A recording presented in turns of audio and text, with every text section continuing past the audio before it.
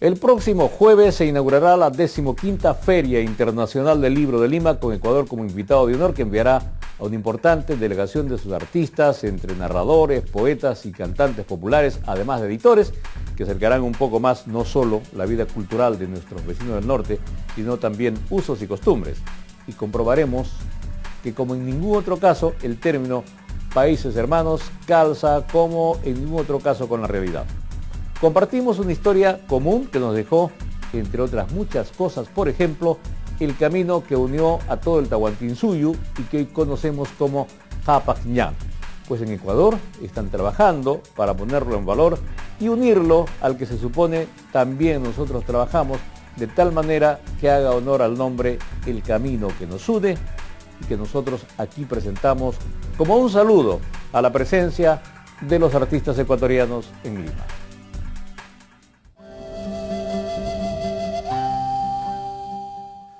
Por algunos lugares por donde ahora transitamos, circularon los habitantes de los pueblos ancestrales. Los conquistadores españoles, persiguiendo dominio y por razones prácticas, construyeron varias ciudades mestizas sobre las de nuestros antepasados. La avenida 10 de Agosto, la principal arteria vial de Quito, se asienta sobre el trazado del camino principal andino, también conocido como Capac Ñan, Camino del Inca o Camino de los Justos.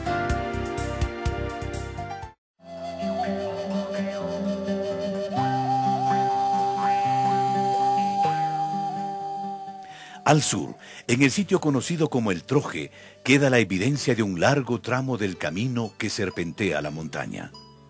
Al centro norte está Rumipamba, con evidencias de la cultura quitu del 1500 al 500 a.C.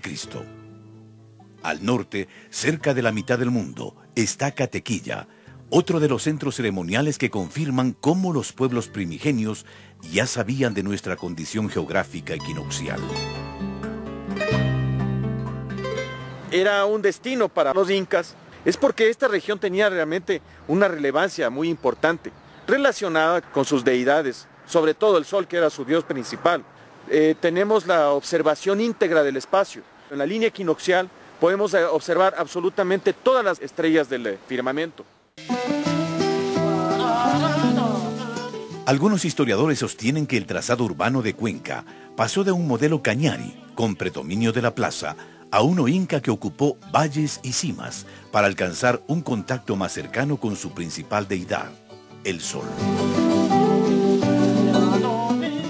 Los innumerables sitios y restos arqueológicos confirman la presencia de culturas que usaron el camino principal andino para crear formas de integración administrativa y política, pero sobre todo para concentrar la sabiduría y la cosmovisión del mundo andino.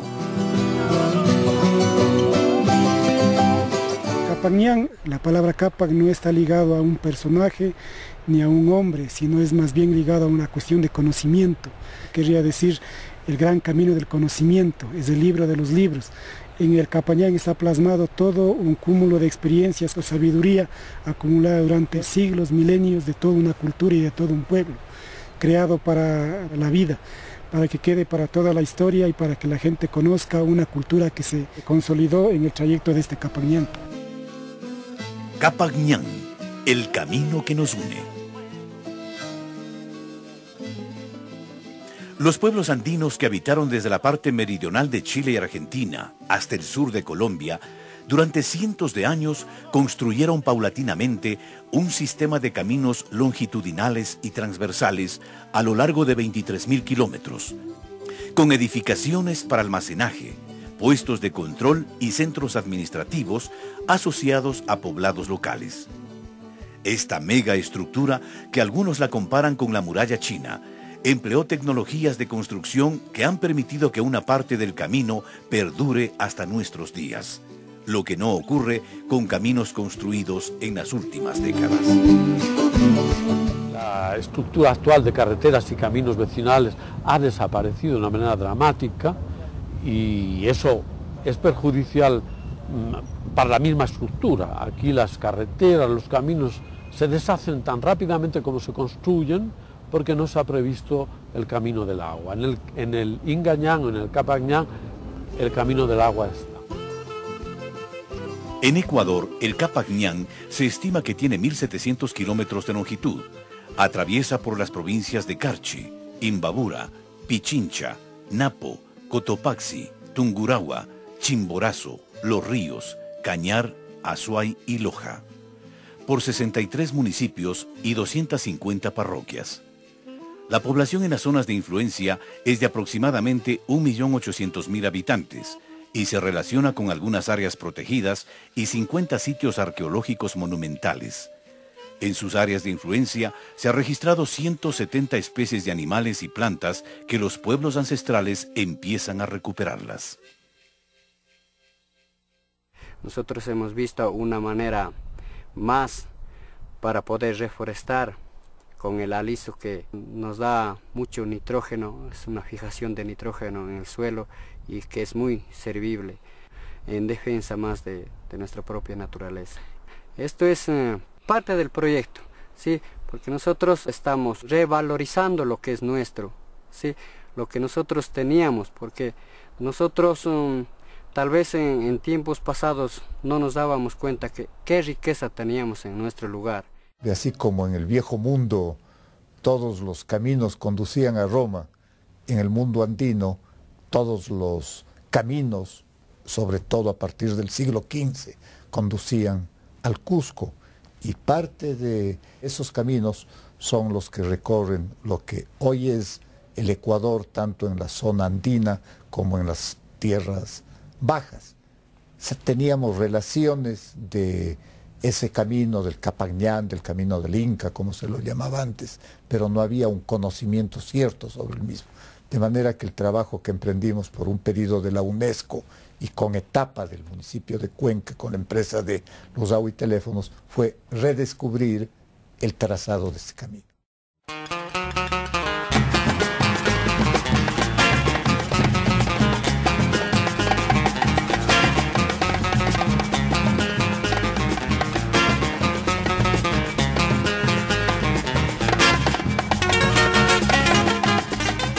Era hacienda. Y ahí vivíamos de como peones. De peones nomás. Cuando uno se procedía mal, le mandaban sacando de aquí. Entonces nosotros teníamos que irnos a otra parte. Y de repente, para no cometer eso, que nos manden sacando, nos aguantábamos. Todo lo que ellos nos hacían, nosotros nos aguantábamos. Varios pueblos habitados por afrodescendientes están ubicados en zonas de influencia del camino.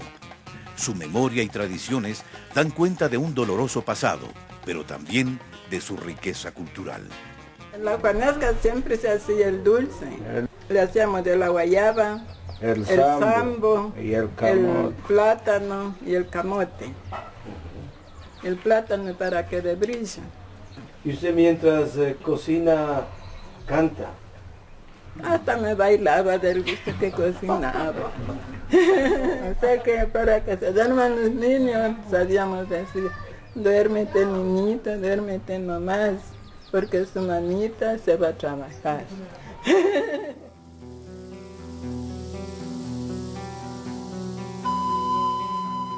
En Yaguarcocha, o Laguna de Sangre, llamada así tras la sangrienta batalla entre incas y quitucaras, se encuentran varios pucarás.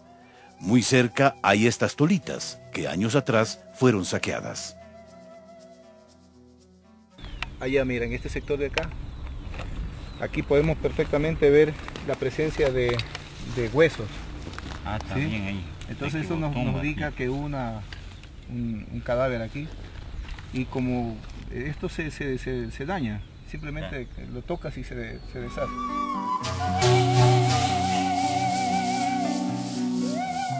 En Caranqui, otro de los asentamientos ancestrales, en lo que hoy es Ibarra, el Fondo de Salvamento recupera un complejo arqueológico dentro del cual hubo uno de los baños del Inca. Tenemos ya el comienzo de la hebra del ovillo, porque sabemos por la documentación temprana que la parte administrativa inca se componía de por lo menos 20 hectáreas españolas. Pues esto es bastante grande, tenemos un gran reto a futuro para ir descubriendo poco a poco todo este complejo incaico. De acuerdo al radar, el camino principal se ubica debajo de esta calle, que también sirvió para el traslado de las tropas libertarias. Estamos presentando Capac Ñam, el camino que nos une, la versión ecuatoriana del camino que unió los pueblos que integraron el Tahuantinsuyo.